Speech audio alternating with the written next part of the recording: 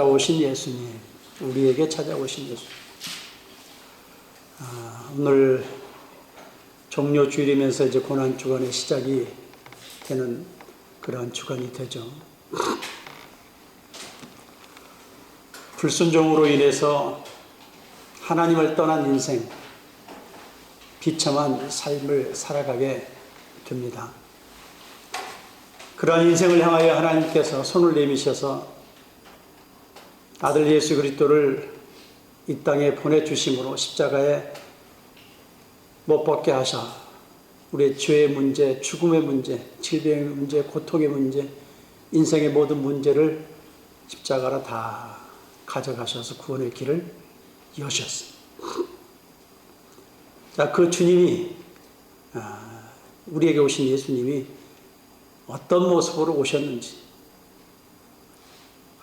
하나님이신 분이 인간의 연약한 육체로 오신 그러한 오신 모양, 그 목적이 뭔가, 그리고 어떻게 또 십자가에 못 박혀 죽으셨는가, 그 죽으심의 의미가 무엇인가, 그리고 주님께서 속건제물로 자신을 드리셨는데 그 속건제물의 의미가 무엇이고 하나님께서는 또 그것을 받으신 그 결과에 우리에게 주신 은혜는 무엇인가, 속건제물의 의미, 이런 것들을 오늘 본문을 통해서 좀 더 구체적으로 살펴보고 우리에게 찾아오신 예수님을 다시 한번 묵상하고 또 한 주간 동안 승리하는, 예수님을 붙들고 나아가는 승리하는 저와 여러분이 될 수 있기를 주의 이름으로 축원합니다. 세 가지 나누어 살펴보고자 하는데, 첫째로 우리에게 찾아오신 예수님은 낮고 천한 모습으로 오셨다. 낮고 천한 모습. 1절, 2절, 3절 보면 우리가 전한 것을 누가 믿었느냐, 여호와의 팔이 누구에게 나타났느냐, 그는 주 앞에서 자라나기를 연한 순 같고 마른 땅에서 나온 뿌리 같아서 고운 모양도 없고 풍채도 없은즉 우리가 보기에 흠모할 만한 아름다운 것이 없도다. 그는 멸시를 받아 사람들에게 버림을 받았으며 간고를 많이 겪었으며 질고를 하는 자라. 마치 사람들이 그에게서 얼굴을 가린 것 같이 멸시를 당하였고 우리도 그를 귀히 여기지 아니하였도다. 낮고 천한 모습으로 우리에게 찾아오신 예수.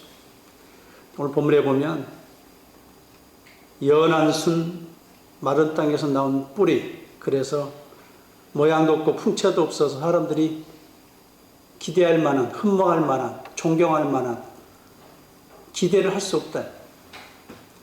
우리가 잘 아는 것처럼 창세기 3장 15절에 여인의 후손으로 오겠다고 그랬으니 이제 하나님의 숨겨진 비밀 속에서 역사가 진행이 되고 이제 여인의 후손으로 와야 되는데, 우리가 기대할 때는 화려한 왕이나 고관 대작으로 와서 힘을 좀 발휘할 수 있는 그런 사람으로 왔으면 그래도 저분이 메시아인가 보다 이렇게 생각을 하고 기대를 할 텐데, 그야말로 아무도 예상하지 못하는 저 시골 촌동네 그런 곳에서의 자라나고 또 태어나고 자라나고 하는 이런 모습들을 보면 일말의 기대가 사라지는,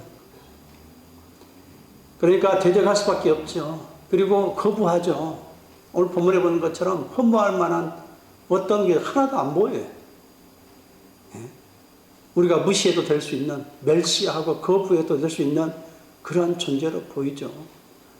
자, 예수님이 태어나실 때에 우리가 잘 아는 것처럼 이제 이 천하에 호족하라.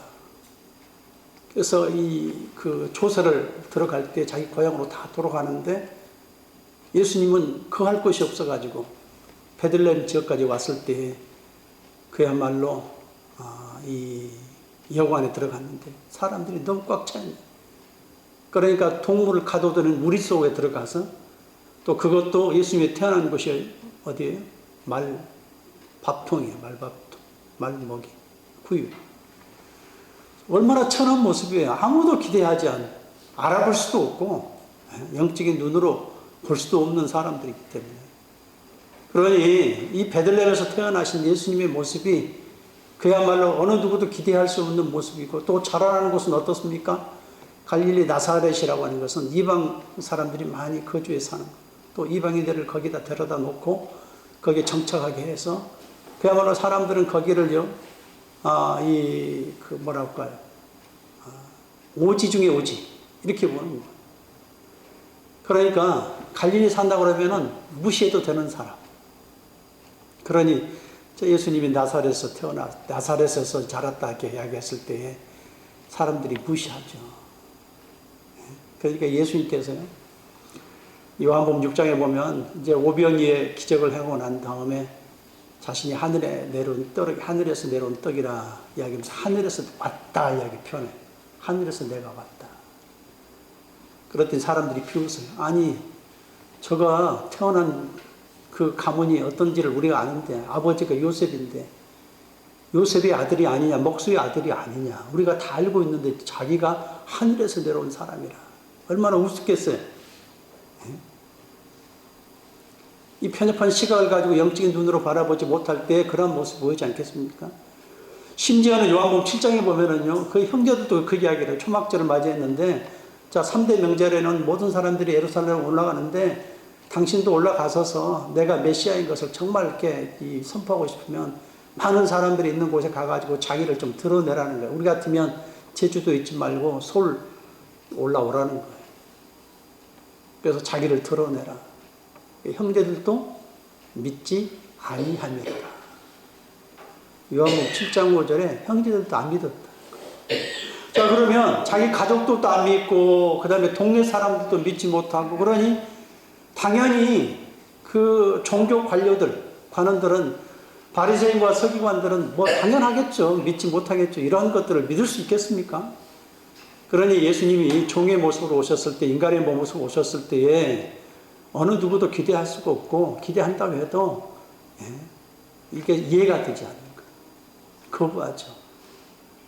종의 모습으로 왔다고 해도 화려한 그런 자리를 차지하고 있으면 조금 그래도 이제 마음에 동요가 갈 수 있겠는데, 낮고 천한 저 시골에서 자란 예수님의 모습, 더군다나 베들레헴이라고 하는 곳에서 말구에 태어난 예수님, 어느 누구가 예수님에 대해서 기대할 수 있겠습니까? 오늘 본문에 보면 모양도 없고 풍채도 없고 우리의 보기에는 흠모할 만한 어떤 아름다운 것이 하나도 찾아볼 수 없는 예수님의 모습이라. 그래서 그는 멸시를 받았고 3절에 버림받았고 간고를 많이 겪었고 질고를 하는 자라 마치 사람들이 그에게서 얼굴을 가린 것 같이 멸시를 당하였고 우리도 그를 귀히 여기지 아니하였다. 빌립보서 2장 7절에 보면은 종의 형체를 입어서 이 땅에 오셨다고 그랬는데 낮아지셔서 오신 그 모습인데 왜 종의 형체로 오셨느냐? 종의 형체로 오셨다. 사실은 우리의 모양, 우리와 같은 존재의 모습에 몸을 입으셨던 것은 불순종으로 떠난 인생의 그 아픔과 고통을 다 느끼기 위해서 오셨어요. 우리의 인생의 연약한 모습을 그대로 동참하시고, 그래서 그걸 담으시기 위해서 우리의 몸으로 그대로 동일한 모습으로 오셔서 아픔과 고통과, 그래서 눈물을 흘리시잖아요. 나사로가 죽을 때도 울리고, 또 많은 사람들이 질병과 고통 속에 살아갈 때에 그 아픔을 다 하셔서 주님은 마음속에 너무 힘들어 하시는 거예요. 왜? 우리를 아시니까, 우리의 연약한 모습 속에 체해 보셨으니까. 그렇기 때문에 그 아픔과 고통과 슬픔과 그 질병 속에 살아가는 인류의 인생의 모습 속에서의 불순종한 인생의 인류의 모습에 주님은 그것을 다 짊어지기 위해서 몸소 자기가 몸을 입으셨어요. 육신의 연약함을 입으셨어요. 자, 그래서 그 모습으로 이제 자라나고, 그 빌라도 앞에 섰을 때에 빌라도가 신문을 하지 않습니까? 당신이 정말 유대인의 왕이냐? 그랬을 때 유대인의 왕이냐? 라고 이야기했을 때에 네 말이 맞다는 거예요.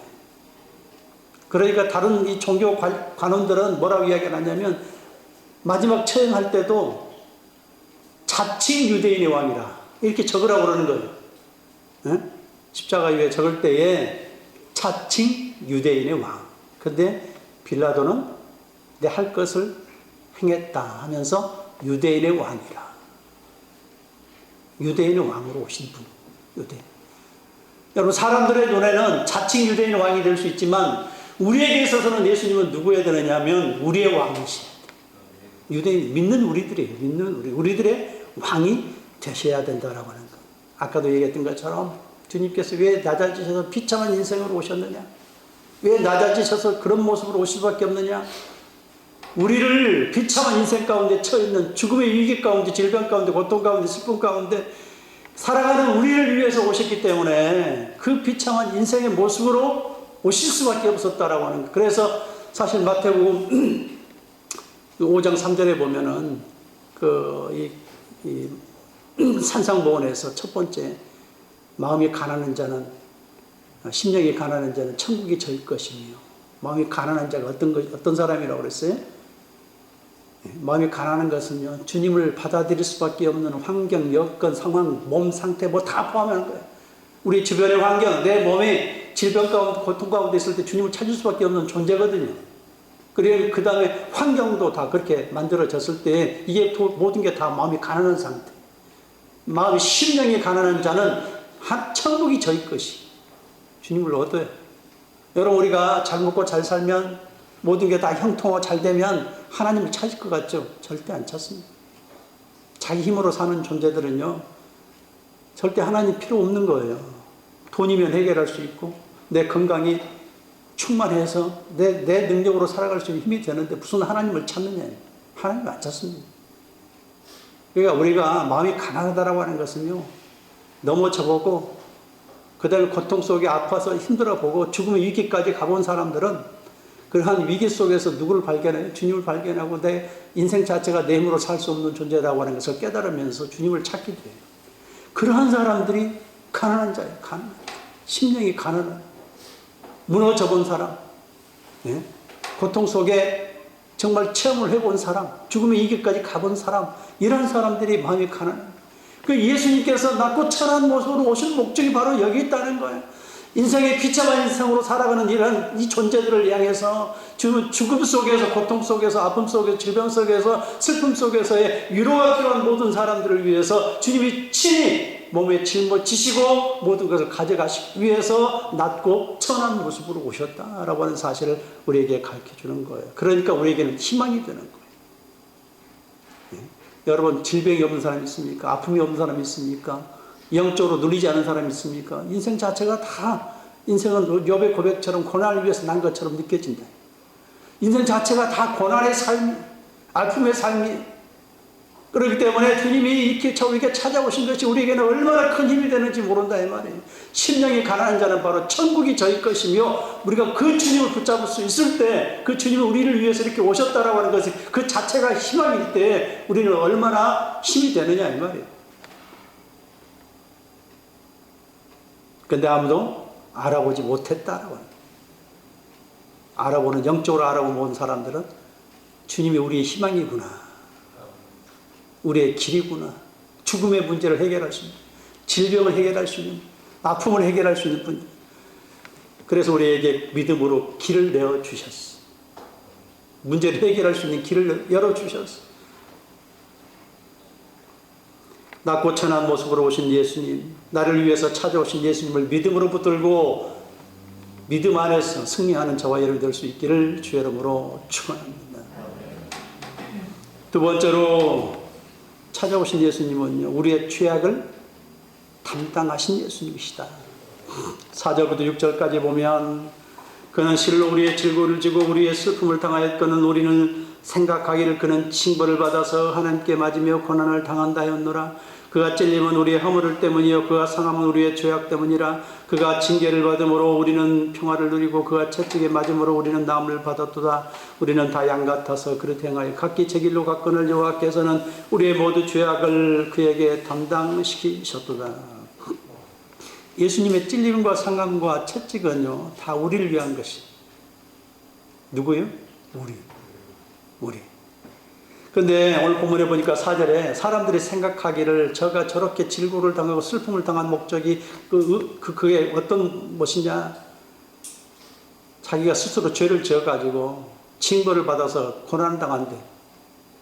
우리가 생각할 때는 우리한 상관이 없다 생각한다는 거야. 아, 저가 저렇게 예수님께서 십자가의 고통을 받고 힘든 그러한 삶을, 그러한 그 위기를 갖게 되는 것은 저가 잘못했구나, 저가 메시아 노릇을 하니까 사람들이 거부하지 않느냐.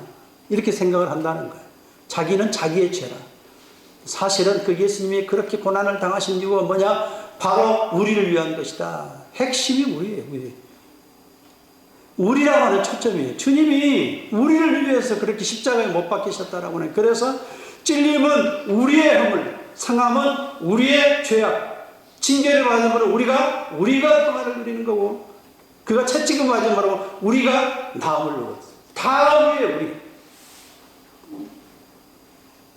자, 찔렸다, 상했다, 거기 우리의 허물이라고 그랬잖아요. 허물은요, 그가 찔리고 상하고 채찍이 맞는, 그가 찔림은 우리의 허물 때문이요, 그가 상하면 우리의 죄악 때문이라. 허물은요, 페샤라고 하는 히브리 단어는 원죄, 그 다음에 나온 죄악은 아운이라는 단어는 자범죄. 근데 우리가 착각하기를 원죄 그러면 아담과 하와가 지은 그 죄만 생각하는데, 원죄는요, 아담과 하와가 그 지은 죄가 우리 몸속에 타고 내려와서 지금도 우리 속에 있는 게 원죄.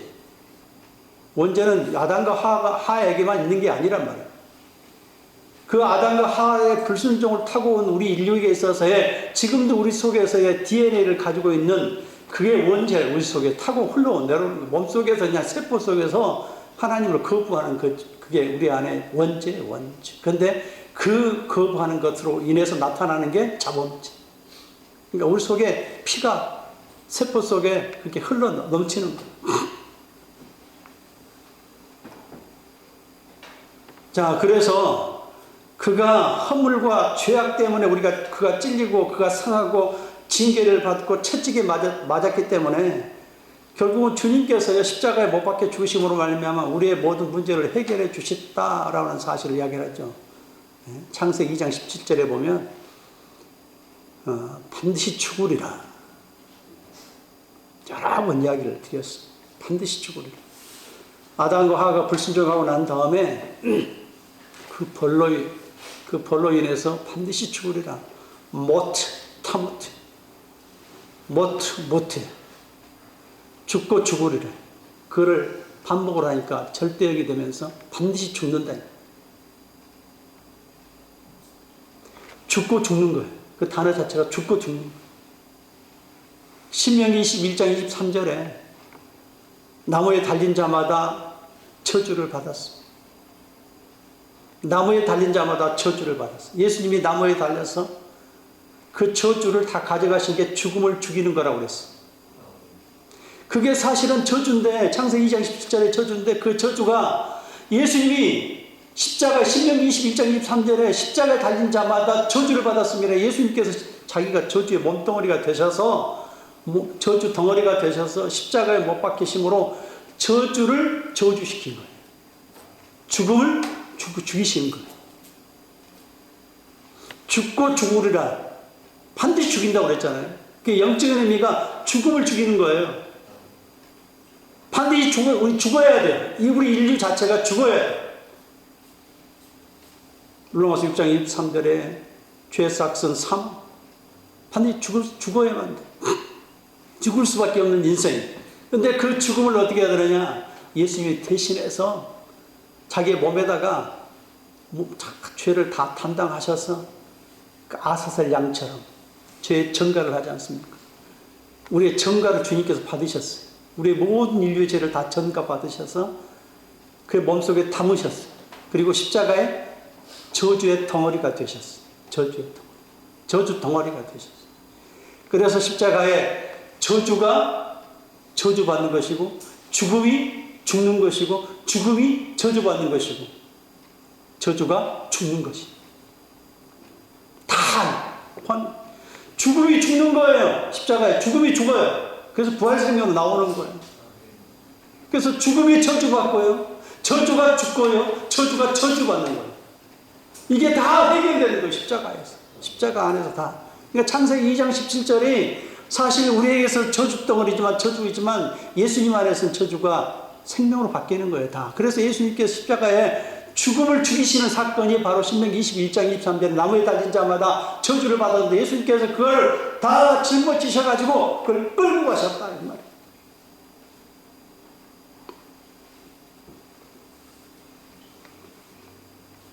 그래서 요한복음 19장 30절에 다 이루셨다 이야기하잖아요. 십자가에서의 가상 치료를 통해서 이야기하는 마지막 내용에 내가 다 이루었다. 뭘 이루셨을까요? 구원의 길을 이룬 거예요. 죽음을 죽이신 거예요. 저주를 저주시킨 거예요. 다 이루신 거예요. 십자가에서 어마어마한 능력이 나오는 거예요. 그래서 고린도전서 1장에 유대인들은 표적을 구하고 헬라인들은 지혜를 구하는데 이걸 다 모아서 이야기를 하잖아요. 진짜 너희를 구하는 표적이 뭔 줄 아니? 십자가에 달린 예수님이 표적이래. 십자가에 달린 예수님이 참 구원의 지혜라는 거예요. 참 구원의 지혜. 십자가에 달린 예수님이 구원이고 지혜고 능력이고 표적이라 라고 하는 것을 우리에게 가르쳐주고 있다. 여러분 십자가를 통해서 왜 표적이고 지혜예요? 죽음의 문제를 해결했습니까? 질병의 문제를 해결했습니까? 슬픔의 문제를 해결했습니까? 어려운 모든 인생의 여러 가지 많은 그 죄로부터 나오는 수많은 부작용들을 해결했으니까 그것이 바로 우리에게 있어서의 지혜고 표적이고 능력이라. 그래서 십자가가요 어마무시한 거예요. 십자가가 곧 생명이에요. 죽음의 문제를 해결했고 질병의 문제를 해결했고 아픔의 문제를 해결했고 모든 잘못된 그러한 부정적인 잘못된 것들을 다 해결한 그 사건이 십자가이기 때문에 십자가가 표적이요 지혜라. 그러니 헬라 철학에 가가지고 지혜를 구하지 말라 이 말이에요. 유대인들이 구하는 표적이 하늘에서 내온 표적이 뭔가를 보여주는데 십자가가 진짜 표적이라. 예수님이 십자가에 그야말로 힘없이 못 박혀 돌아가신 것 같은데 그게 능력이라 이야기를 하는 거예요. 우리가 붙잡아야 될 것은 바로 십자가를 붙들 때 거기서 죽음의 문제가 해결될 수 있고 질병의 문제가 해결될 수 있고 환경에 잘못된 것들이 해결될 수 있고 우리의 내면의 영적 무질서도 해결될 수 있고 모든 게 다 정상으로 돌아올 수 있는 기점이라 라고 하는 것을 이야기를 하고 있는 것이죠. 여러분 출애굽기 15장 보면 마라의 쓴물이 단물로 바뀌잖아요. 이스라엘 백성들이 마라 지역에 왔는데 물이 써가지고 먹을 수가 없어요. 고통스러워요. 그래서 이제 그 방법이 뭐냐면 나뭇가지를 하나 꺾어서 거기 딱 집어넣는 그 나뭇가지가 뭐예요? 예수님의 십자가예요. 십자가. 예수님의 십자가를 통해서 사실은 모든 문제를 해결하심을 미리 보여주는 예표적인 사건. 쓴 물을 단물, 인생에 쓴 것 모든 걸 다 달게 바꿔버리셔. 자, 내 안에 있는 예수님의 십자가, 내 안에 있는 예수님의 십자가가 우리의 모든 것을 회복시킨다라고 하는 사실. 그러므로 우리는 십자가의 공로에 의지하여 구원도 회복도 치유도 이루어가는 저와 여러분이 될 수 있기를 주의 이름으로 축원합니다. 마지막 세 번째로 하나님을 만족하게 하신 속건제물이 되신 예수님. 우리에게 찾아오신 예수님은요 하나님을 만족하게 하는 속건제물이 되신 예수님입니다.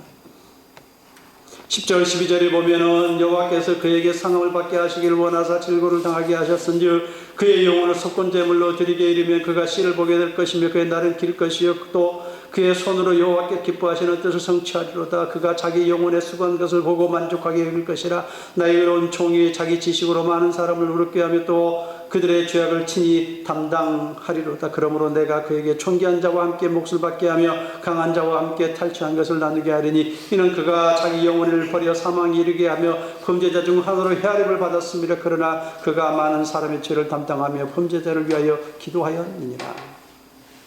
속건제물로 자신을 드렸다라고 하는 것은요. 자, 이 레위기서 보면은 5대 제사가 있는데 그 중에 하나가 속건제, 번제, 소제, 화목제, 속죄제, 속건제. 근데 속건제는 내가 잘못을 했을 경우에 상대방에게 만족을 주게 하는 제사예요. 만족. 상대방이 만족을 못하면 안 돼. 마음을 풀어주는 거예요. 그래서 반드시 뭐가 들어가느냐? 5분의 1의 배상이 들어가요. 5분의 1. 본래 그 해를 끼치고 손해를 끼친 것에 대해서 5분의 1을 더하고 또 하나가 있어요.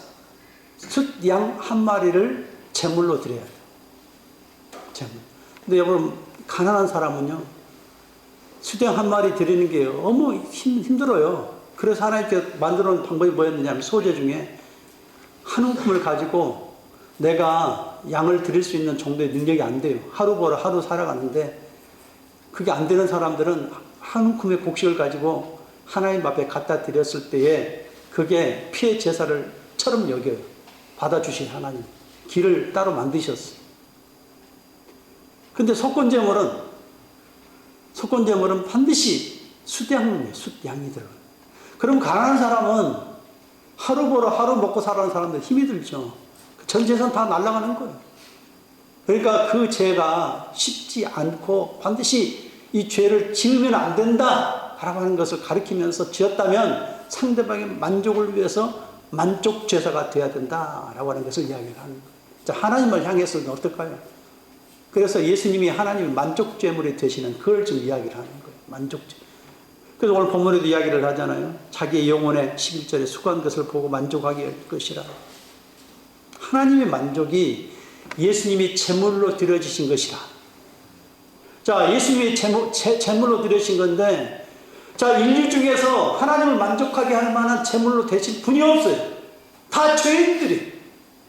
예수님은 성령으로 잉태하셨기 때문에 무한 죄가 없으신 분이에요. 육체를 입으셨지만, 연약한 육체를 입으셨지만 예수님은 성령으로 잉태되셨기 때문에 그가 무한 제물로서 하나님의 만족을 드릴 수 있는 제물인 거예요. 그래서 인류의 모든 죄를 자기가 다 짊어지고 하나님 나아갈 수 있는 만족 제물이 되는 거예요. 만족 제물. 하나님을 기쁘시게 하는 제. 그 레위기서가 원래 히브리어 단어로는 와이크라예요. 와이크라. 그리고 부르셨다. 카라라는 단어에서 온 거예요. 카라 부르다. 자, 레위기라는 것도 아까 5대 제사를 이야기했잖아요. 하나님이 부르시는 거예요. 제사는 하나님이 부르시는 거. 우리 입장에서는 뭐예요? 하나님 나가는 방법이에요. 그래서 제사는, 예배는 하나님 앞에 나가는 방법이에요. 뭘로 나가느냐? 제사의 제물로 나가는 거예요.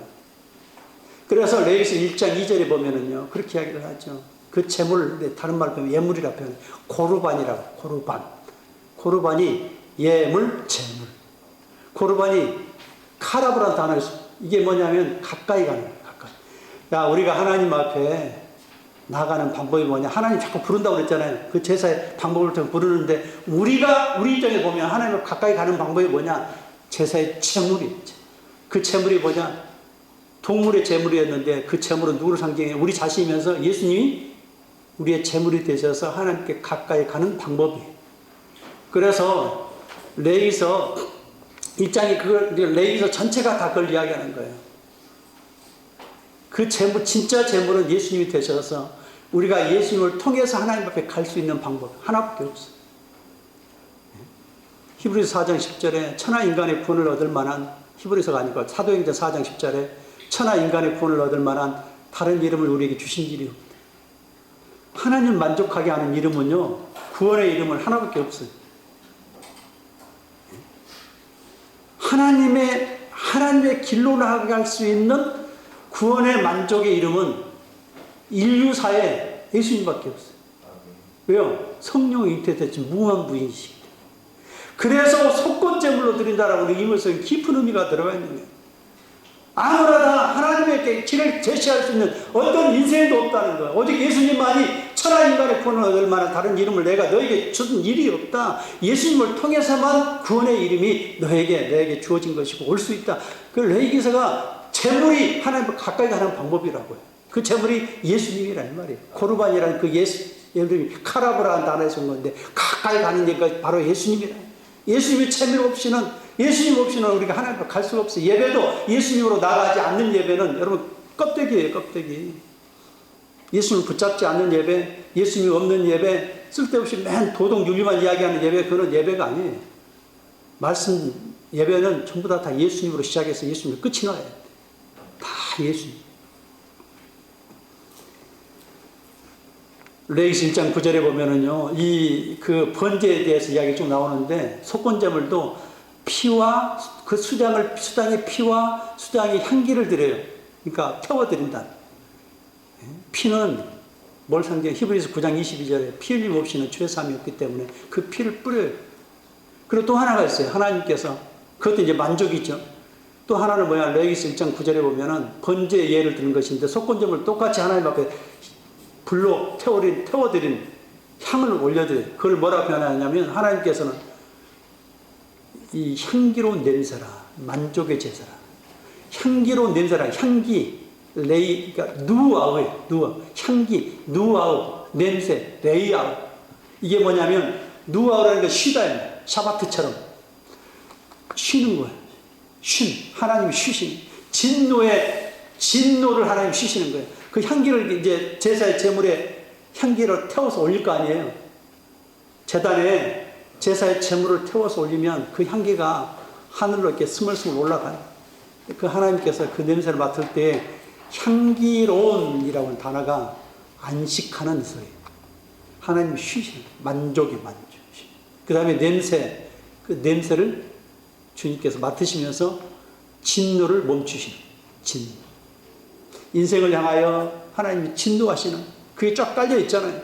그런데 예수님이 자기 제사의 제물이 되셨을 때 하나님 앞에 나아가는 그 제물이 되시면 주님이 진노를 멈추시는 진노의 안식이시.